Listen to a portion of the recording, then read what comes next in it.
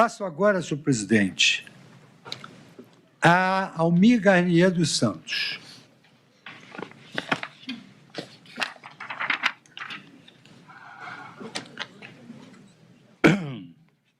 O réu Almir Garnier dos Santos, a denúncia imputou a ele os seguintes crimes: organização criminosa, tentativa de abolição violenta do Estado Democrático, golpe de Estado, dano qualificado, deterioração do patrimônio tombado. E eu vou passar a análise da mesma forma como fiz em relação ao Maurici. Da organização criminosa armada. O delito de organização criminosa, mediante o emprego de arma de fogo com participação de funcionário público, enquanto previsto no artigo 2º, parágrafo 2º da Lei 12.850, que é a Lei das Organizações Criminosas. O artigo 2º destaca: promover, constituir, financiar ou integrar pessoalmente por interposta pessoa organização criminosa. As penas aumentam-se até a metade se na atuação da organização criminosa houver emprego de arma de fogo. E aqui eu destaco, na linha A, a ausência de correspondência entre as condutas narradas e o tipo penal de organização criminosa. Em primeiro lugar, as próprias premissas teóricas lançadas neste voto, tal como narrados na denúncia, não correspondem ao tipo penal de organização criminosa. Com efeito, o réu Almir Garnier dos Santos foi acusado de ter se reunido com os demais réus em 2 oportunidades, disponibilizando para prestar auxílio material para a prática de crimes determinados. Essa é a acusação. Não são crimes indeterminados, são crimes determinados. Não se menciona que o acusado tenha se associado para a prática de uma série indeterminada de delitos punidos com a pena máxima superior a 4 anos, como mencionei, da essência da organização criminosa, de modo estável e permanente, como se exige para que a conduta seja classificada como organização criminosa. Por conseguinte, o que a denúncia narrou foi, em tese, o concurso de pessoas no artigo 29, no qual os agentes planejam a prática de determinados crimes. Ademais, não há na denúncia qualquer afirmação de que alguns dos mentores da suposta organização criminosa tenham empregado arma de fogo. Tampouco, ao longo da instrução, a comprovação de que algum dos réus tenha se utilizado de arma de fogo no curso dos fatos. Por esta razão, já longamente desenvolvida nas premissas teóricas do meu voto, eu concluo que a conduta narrada manifestamente não corresponde ao tipo penal da organização criminosa. Da análise dos fatos e provas, sem prejuízo das considerações técnico-jurídicas que afastam a tipificação do delito de organização criminosa, eu passo a análise individualizada dos fatos atribuídos ao Almir Garnier Santos. Nos termos da inicial acusatória, o réu teria aderido à suposta organização criminosa, a partir de uma reunião realizada em 7 de dezembro no Palácio da Alvorada, na qual o réu Jair Bolsonaro apresentou considerandos do que, segundo a Procuradoria-Geral da República, seria um decreto de estado de sítio. O réu, que exerceu a função de comandante da Marinha do Brasil no período de 9 de abril de 2021 a 30 de 12 de 2022, afirmou naquela reunião que estava à disposição do presidente da República, segundo os depoimentos de 2 testemunhas, Tenente Brigadeiro Batista Júnior e General Freire Gomes, respectivamente comandantes da Aeronáutica do Exército. A anuência do réu Almir Garnier, a adoção das medidas de exceção foi, segundo a denúncia, confirmada em reunião realizada no dia 14/12, conduzida pelo coronel Paulo Sérgio Nogueira de Oliveira, no Ministério da Defesa, quando uma nova versão do decreto foi apresentada pelo então ministro da Defesa. Diz a denúncia: em relação ao almirante de esquadra Almir Garnier, os depoimentos prestados pelo general Freire Gomes e pelo tenente brigadeiro Batista Júnior apontam que na reunião de 7 de 12 de 2022, no Palácio da Alvorada, o então comandante da Marinha se colocou à disposição de Jair Bolsonaro para seguir ordens necessárias ao cumprimento do decreto. Um decreto que estava em elaboração. O almirante de esquadra confirmou sua ausência na reunião de 14 de 12 de 2022. O almirante de esquadra confirmou sua anuência na reunião do dia 14 de 12 de 2022. Esses são os 2 únicos eventos narrados na denúncia que teriam contado com a participação de Almir Garnier. O Procurador-Geral da República afirma que sua convicção de que o réu praticou os 5 crimes e que foi reforçada pelo fato de que o almirante Almir Garnier, depois da segunda reunião, passou a ser enaltecido pelos militares da ativa e da reserva, em mensagem de celular sendo chamado de patriota. Será que isso é crime? Segundo a denúncia, diante da postura do réu Almir Garnier, nas 2 reuniões realizadas em dezembro, o alto comando do Exército teria ficado sob pressão para aderir ao intento golpista, página 204, página 205. Em sede de alegações finais, a Procuradoria-Geral da República acrescentou outros 2 eventos não mencionados em qualquer passagem da denúncia. Não encontrei esses eventos em qualquer passagem da denúncia que também teriam relação com a execução dos delitos. Um desfile militar realizado pela Marinha na Praça dos Três Poderes, no dia 10 de agosto, mesmo dia da votação da PEC do voto impresso no Congresso Nacional. Segundo as alegações finais, as investigações demonstram que o desfile fora planejado nos bastidores do governo, com a finalidade de intimidar o parlamento, compelindo a votar favoravelmente a referida emenda constitucional. Versão com a qual eu absolutamente não acolho. Também, em relação às alegações finais da Procuradoria-Geral da República, ela acrescenta que a ausência na cerimônia de troca de comando da Marinha,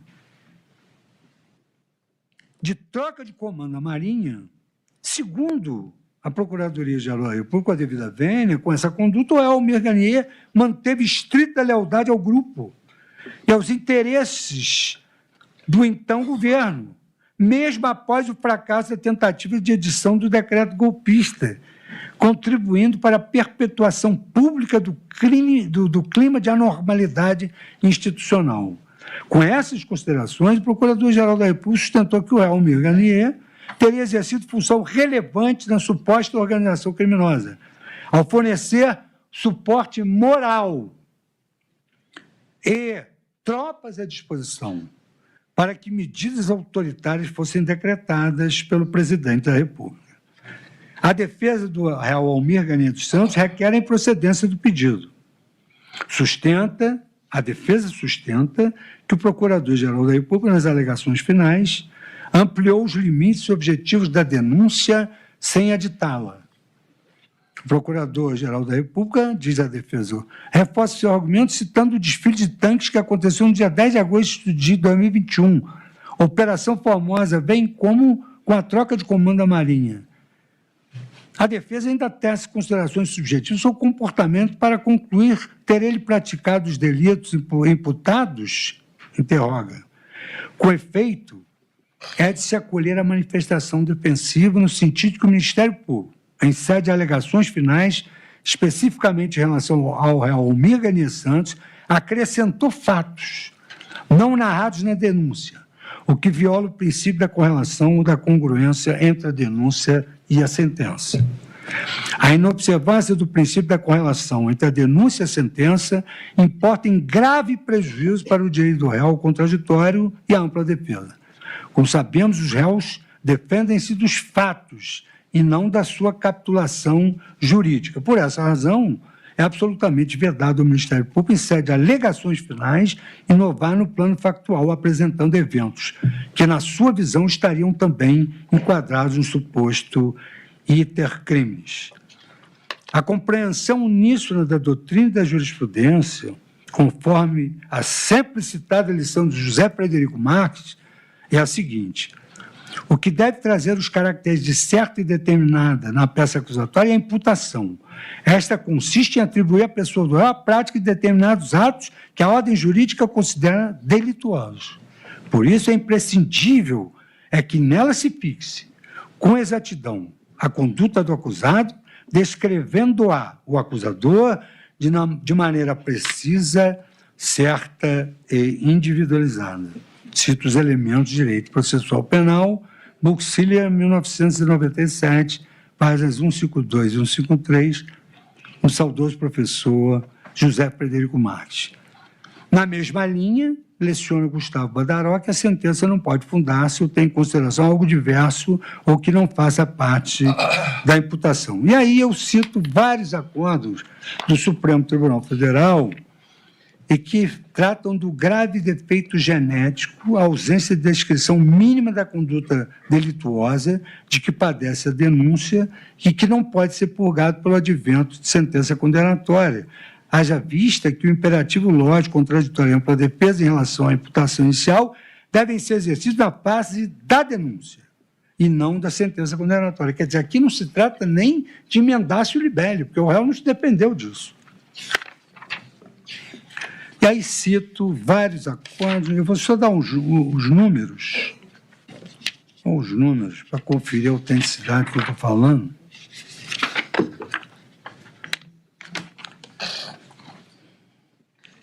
Esse acordo sobre o grave defeito genético, que é não haver correlação entre a denúncia e a acusação e os fatos, é da lavra do ministro Dias Toffoli, habeas corpus 132179, de 26 de setembro de 2017. A mesma coisa, violação da regra da correlação entre acusação e sentença, habeas corpus concedido, habeas corpus concedido. Esse é 132179 e esse é 127397. Esse é habeas corpus. Portanto, os fatos que deverão ser objeto de consideração no julgamento da ação penal relativamente ao réu Almir Ganier são exclusivamente a participação do réu em duas reuniões. A primeira com o presidente da República no dia 7/12 e a segunda com o então ministro da Defesa Paulo Sérgio de Oliveira no dia 14/12/2002. Nessas reuniões, atribuiu-se ao réu Almir Garnier Santos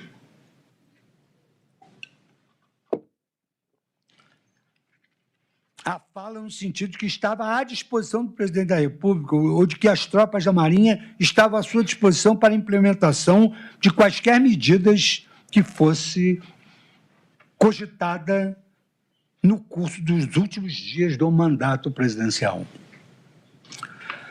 Senhor presidente, ainda, e a egrégia turma, ainda que a denúncia houvesse efetivamente narrado a prática do crime de organização criminosa, o que evidentemente, com todas as vênias dos entendimentos encontrados, não é o caso destes autos, resta patente que a conduta narrada na denúncia e atribuída ao réu Almir Garnier dos Santos está muito longe de corresponder a de um membro de uma associação estável e permanente, estruturalmente ordenada com divisão de tarefas voltada à obtenção de vantagem ilícita mediante a prática de crimes punidos com a pena máxima superior a 4 anos. Essa é a definição típica da lei. A mão tem que entrar na luva, os fatos têm que corresponder ao tipo penal. Na lição da doutrina, não preenche o núcleo do verbo integrar a organização criminosa a conduta dos denominados colaboradores eventuais, colaboradores externos ocasionais, e membros que apenas se declaram integrantes ideológicos, mas que não intervêm em qualquer ato relacionado ao funcionamento da organização criminosa ou na preparação e execução dos delitos. Não houve isso. E ainda houve uma discussão do número de força que teria a Marinha. Ademais, a condenação pelo delito de organização criminosa exige que o acusado tenha o dolo de efetivamente praticar uma série indeterminada de delitos, de modo estável e permanente, punidos com pena máxima superior a 4 anos. Em caso, não há qualquer evidência de que o réu Almir Garnier tenha aderido a uma tal associação criminosa. Como prova da prática do crime de organização criminosa armada, a denúncia sustenta unicamente que o réu Almir Garnier participou de 2 reuniões, em 7 e 14 de dezembro de 2022, ocasião em que o réu teria aderido à suposta organização criminosa, que não é organização criminosa. Não há mínimo suporte probatório para afirmar que naquelas reuniões tem havido deliberação de praticar de modo estável e permanente crimes indeterminados. Registra-se que dessas reuniões participaram tão somente no dia 7 de dezembro o presidente da República, com a presença do réu Almir Garnier Santos, o então ministro da Defesa, Paulo Sérgio Nogueira de Oliveira, e o então comandante do Exército, general Freire Gomes. No dia 14 de 12 de 2022, a reunião foi conduzida pelo então ministro da Defesa, general Paulo Sérgio Nogueira de Oliveira, com a presença do Almir Garnier Santos e do então comandante do Exército, general Freire Gomes, tendo-se retirado logo no início o então comandante da Aeronáutica, tenente brigadeiro Batista Júnior. Seria possível considerar que o réu seria membro de uma organização criminosa a partir de sua presença em 2 reuniões, sem nenhum ato executório? A denominada adesão anuense do réu à implementação de medidas de exceção previstas na Constituição Federal poderia, em tese, ser considerada sua disponibilidade para participar na modalidade de auxílio material de um futuro e eventual crime contra o Estado Democrático de Direito, que eu vou analisar no próximo item. Talvez por ter se dado conta de que a mera presença em 2 reuniões seria insuficiente para a caracterização do crime de organização criminosa, no meu modo de ver, Sua Excelência o Procurador-Geral da República, por ocasião das alegações finais, pretendeu alterar a descrição dos fatos para incluir o evento dia 10 de agosto de 2021, o desfile do Dia do Soldado, ocorrido há mais de um ano antes das reuniões, com um ato que associaria o réu Almir Garnier a um suposto projeto criminoso organizado. No entanto, além de ter ficado suficientemente esclarecido nos autos que aquele desfile já estava programado desde muito antes da convocação da sessão que seria votada a PEC do voto impresso pelo Congresso, tampouco se poderia incluir na fase final da ação penal um fato novo. Em suma, o cotejo das acusações com as provas acostadas aos autos, especialmente com as premissas teóricas que integram o meu voto, impõe a conclusão de que o réu Almir Garnier não pode incidir no crime de organização criminosa.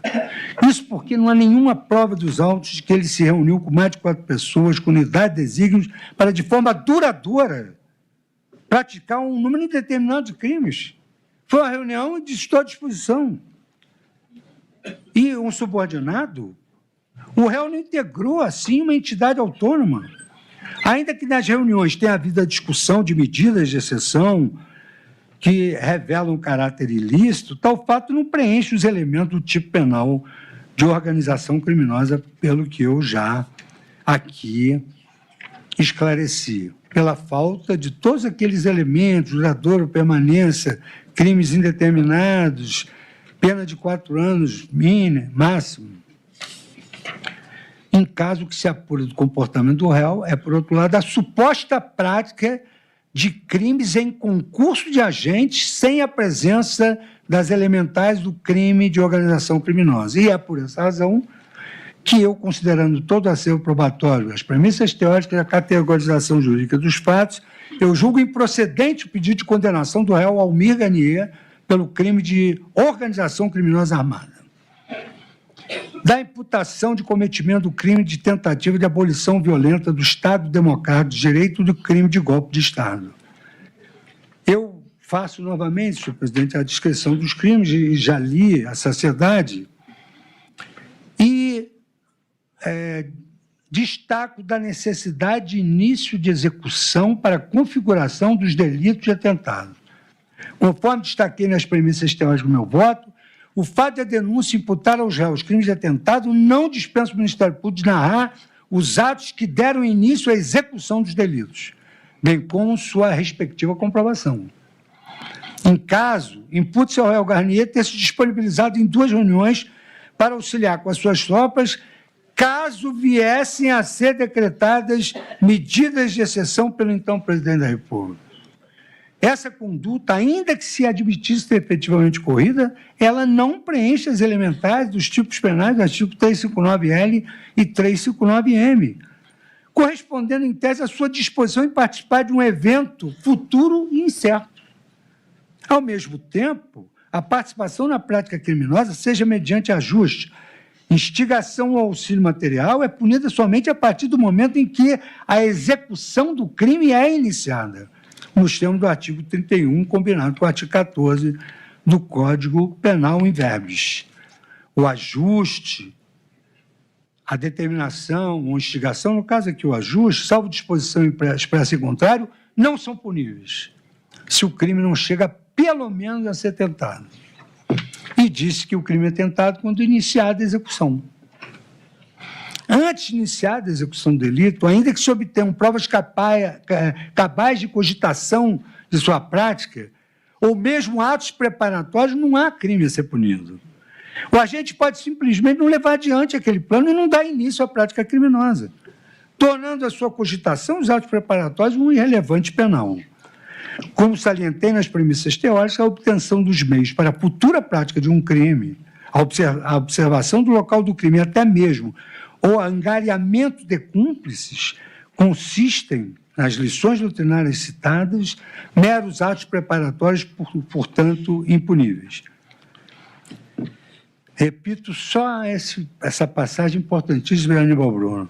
Os pensamentos e desejos criminosos, objeto, embora de apreciação sob critério religioso-moral, escapam à consideração do direito punitivo. Em caso, a atuação atribuída ao réu Almir Garnier, mediante a participação em 2 reuniões, supostamente colocação de tropas à disposição, somente seria punível se houvesse início de execução dos crimes de abolição violenta do Estado Democrático de Direito e de golpe de Estado, e ainda mais se o réu efetivamente houvesse prestado. Colocar à disposição é uma coisa, prestar é outra. Com efeito, apenas a afirmar que está à disposição ou que tropas estão à disposição não corresponde efetivamente a um auxílio material concreto. A denúncia não imputou ao réu Almir Garnier a conduta de ter efetivamente convocado suas tropas para permanecer de prontidão, de modo a prestar auxílio futuro e eventual golpe de Estado. Sustentou tão somente que sua fala já indicava que ele apoiava a decretação daquelas medidas de exceção. Entre o apoio, como diz a doutrina, e a efetiva execução da medida e prestação de auxílio, há uma enorme distância que não foi percorrida pelo réu. As condutas imputadas ao réu Almir Garnier, da prática dos crimes contra o Estado Democrático de Direito, está fundada a ação somente na sua presença nessas reuniões, e, respectivamente, no Palácio da Alvorada e no Ministério da Defesa, nas quais foram apresentadas minutas contendo previsão de decretação do estado de sítio, estado de defesa e da garantia da lei e da ordem, fora das previsões constitucionais autorizadoras. Na denúncia, a descrição da conduta do réu Almir Garnier é a mesma já anteriormente transcrita no exame da imputação do crime de organização criminosa. Em relação ao Almir Garnier, almirante de esquadra, os depoimentos prestados pelo general Freire Gomes e pelo tenente brigadeiro Batista Júnior apontam que, na reunião de 7/12 do Palácio da Alvorada, o então comandante da Marinha se colocou à disposição do presidente para seguir as ordens necessárias ao cumprimento eventual de um decreto. O almirante da esquadra confirmou sua anuência na reunião de 14/12 de 2012. Em sede de alegações finais, a Procuradoria ainda afirmou que Almir Garnier não apenas se opôs às medidas de exceção que foram propostas, como se colocou à disposição para oferecer as suas tropas como suporte para a implementação das medidas. Por sua vez, a defesa afirma que, apesar da extensa argumentação do Ministério Público em suas alegações finais, as provas produzidas sobre a reunião do dia 7 de dezembro demonstram apenas que os comandantes Almir Garnier e Freire Gomes foram convocados pelo presidente da República, por meio do ministro da Defesa, para comparecer ao Palácio do Planalto. Durante o encontro foram apresentados alguns considerandos, informando que o assunto estava em estudo. E, ao final, a reunião foi encerrada sem qualquer manifestação ou posicionamento dos presentes. Afirma ainda que a narrativa da acusação sobre a adesão de Almir Garnier ao golpe não encontra respaldo nas provas concretas. Não há elemento material que indique a anuência de Almir Garnier a algum plano golpista, de modo que a sua postura passiva nas reuniões do dia 7 e 14 revelam a inexistência de qualquer tipo de adesão à suposta organização criminosa, que também não era uma organização criminosa. A defesa sublinha que, ao contrário do que afirma a Procuradoria-Geral da República, as testemunhas Batista Júnior e Freire Gomes não afirmaram em juízo sob contraditório e o devido processo legal que o réu Almir Garnier teria emitido qualquer declaração de concordância com as medidas extremas nas reuniões de 7 e 14 de dezembro. Foi sob contraditório e judicialmente. Eles não afirmaram isso. Em caso, a denúncia afirma que a participação do réu nas reuniões seriam atos consumadores dos crimes de organização criminosa, dano ao patrimônio público, dano ao patrimônio tombado, abolição violenta ao Estado Democrático ao Estado Democrático de Direito e golpe de Estado. No entanto, exclusivamente em sede de alegações, sem correspondência com a denúncia, Sua Excelência, o Procurador-Geral da República, acrescentou que o réu Almir Garnier teria praticado os delitos contra o Estado Democrático de Direito também por omissão, que deveria prevenir os resultados. O denunciado absteve-se de cumprir os deveres de proteção e vigilância que estava obrigado pelo artigo da Constituição. É imperioso reiterar que a conduta imputada ao réu e que deve ser objeto de consideração e julgamento é aquela narrada na denúncia, não podendo nem o julgador nem o Ministério Público, em sede de alegações finais, promover o Ministério Público inovação na forma da conduta atribuída ao acusado, por ação ou omissão, e nem o juiz promover emendaço libere, porque os fatos não foram narrados. E aí trago também a compreensão do professor José Frederico Marques, que discorre que o que deve trazer os caracteres de certo determinada na peça acusatória é a imputação, e esta consiste em atribuir à pessoa do réu a prática de determinados atos que a ordem jurídica considera delituosos. Por isso é imprescindível que nela se fixe com exatidão a conduta do acusado, descrevendo o acusador de maneira precisa, certa e bem individualizada. Na mesma linha, o professor Gustavo Badaró, no sentido de que a sentença não pode fundar-se ou ter em consideração algo diverso. Cito aqui a jurisprudência do Supremo Tribunal Federal e concluo que a conduta que deve ser objeto de consideração no julgamento da ação penal relativamente ao réu Almir Garnier é exclusivamente o comportamento ativo que lhe foi atribuído na denúncia mediante a sua participação nas duas reuniões. Segundo a denúncia, ele teria participado dessas reuniões na prática de crimes e consistiu naquela sua postura de colocar à disposição. O principal ponto de apoio da acusação é o testemunho do tenente brigadeiro Batista Júnior, do qual a Procuradoria-Geral da República destaca o seguinte: ele, dessas reuniões, eu tenho uma visão muito passiva do almirante Garnier. Batista Júnior. Em uma dessas, chegou ao ponto de que ele falou que as tropas da Marinha estariam à disposição do presidente. Simples assim.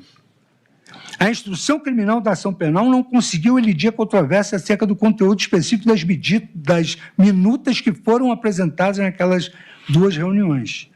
E, nada obstante, formou-se razoável consenso que, quanto à reunião do dia 7, teria sido exibido em telão um texto de considerandos que fundamentariam um futuro e eventual decreto de estado de sítio.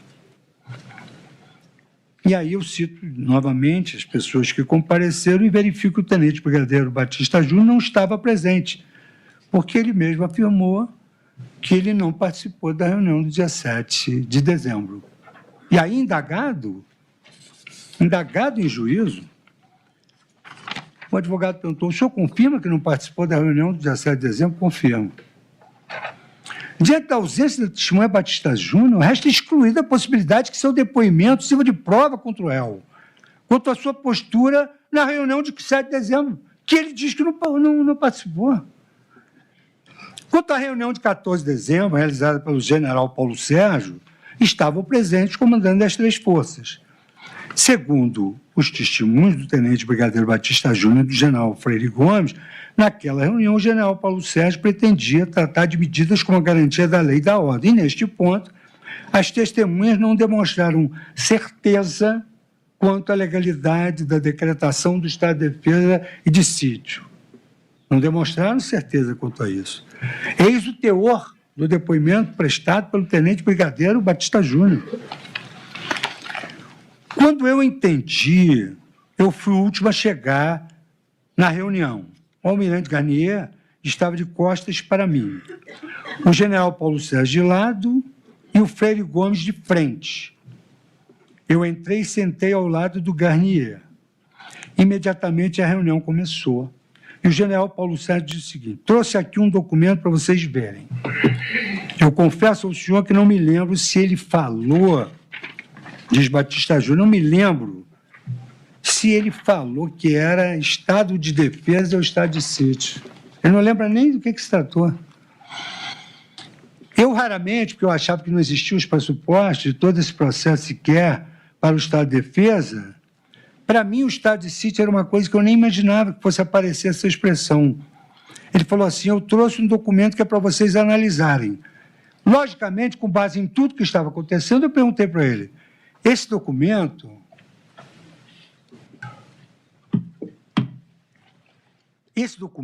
que é para vocês analisarem, logicamente, com base em tudo que estava acontecendo, ele repete, eu perguntei para ele, esse documento, o documento estava na mesa dentro de um plástico, prevê a não assunção em 1º de janeiro do presidente eleito?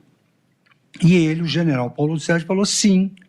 Aí eu falei, não admito sequer receber esse documento, não ficaria aqui, levantei, saí da sala e fui embora.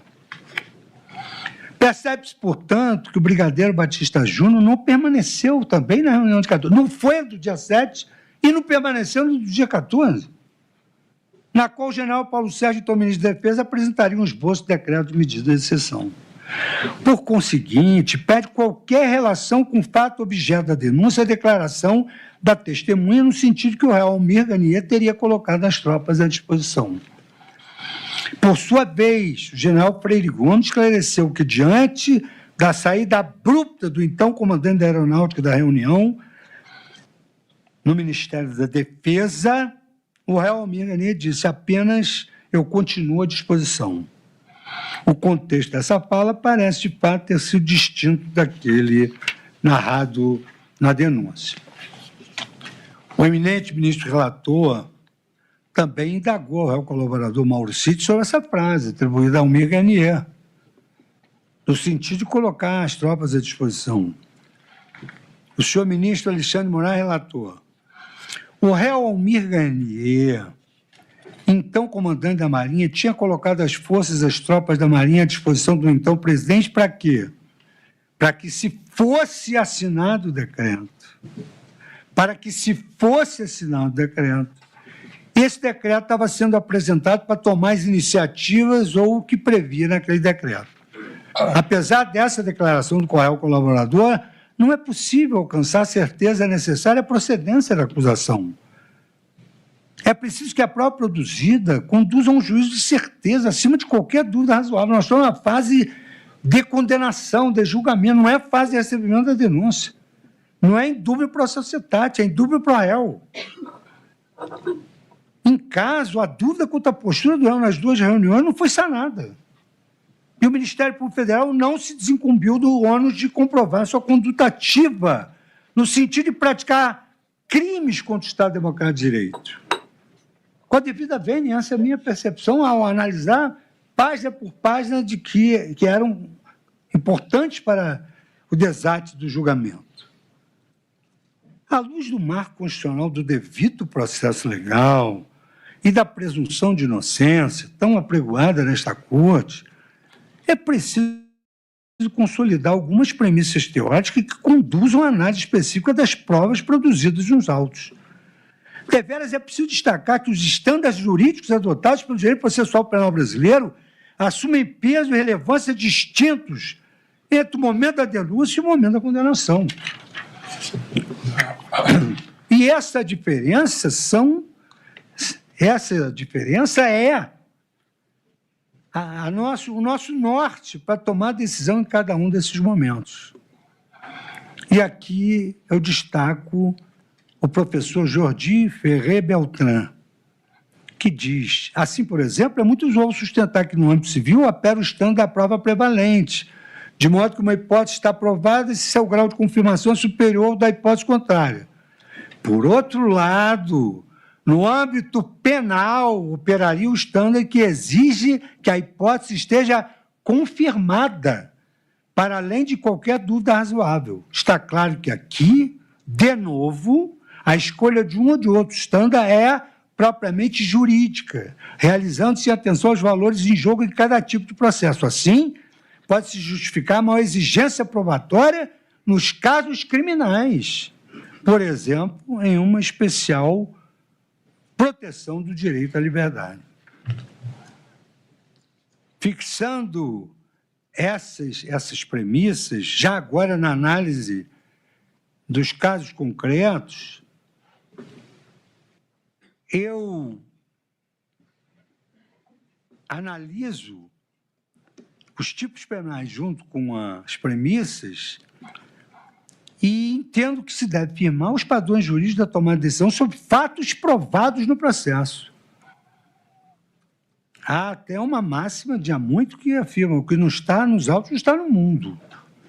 E o Código de Processo Penal assevera que, se não existir prova de ter o réu concorrido para infração, ou não existir prova suficiente para condenação, o juiz deverá proferir sentença condenatória. Sentença absolutória. Dessarte-se, no momento preambular da ação penal, é possível receber da denúncia a partir da identificação na materialidade dos fatos e dos indícios mínimos de autoria, a condenação exige a desincumbência de um estándar probatório rigoroso, exigindo que as provas produzidas sobre o crivo do contraditório e da ampla defesa conduzam à certeza da autoria das condutas imputadas pelo Ministério Público. Trata-se, de verdade, de um consectário da própria adoção do Estado de Direito e dos direitos fundamentais processuais a ele inerentes, dentre os quais essa expressão, o indúbio pro réu. Como destaca o professor Cláudio Roxin, a importância fundamental deste princípio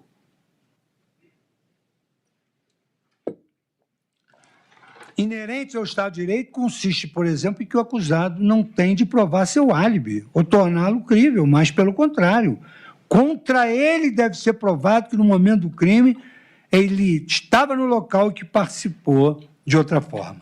E aqui eu passo a lição do professor Cláudio Roxin, na sua obra de Direito Processual Penal, onde ele destaca um trecho que foi utilizado na ação originária 2501 do Tribunal Pleno de 2023, estando probatório acima de dúvida razoável, a ausência de prova suficiente, a condenação criminal, sentença absolutória mantida.